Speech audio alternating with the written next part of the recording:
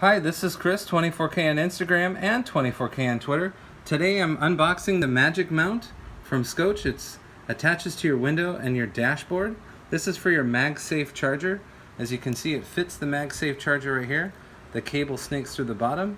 Here's the part that attaches to your dash or window, the suction cup right there, and then that clamps down right there, and you can adjust it however you want right there. This works for the iPhone 12 series smartphones, so the iPhone 12 mini, the iPhone 12, the iPhone 12 Pro, and the iPhone 12 Pro Max. What's also great in this kit, they give you a 20-watt USB-C charger for your car, so that's nice to have right there, and cable management clips right here.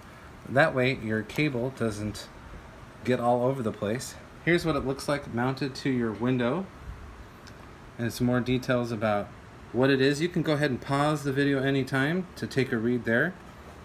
Here's some more specific details of what it has to offer inside of the kit. Okay, and then here's what it looks like mounted on your dash right there. And this is new from Scosche. It's the MagicMount window dash mount for MagSafe charger. Please subscribe to the channel. We appreciate positive comments and, of course, thumbs up.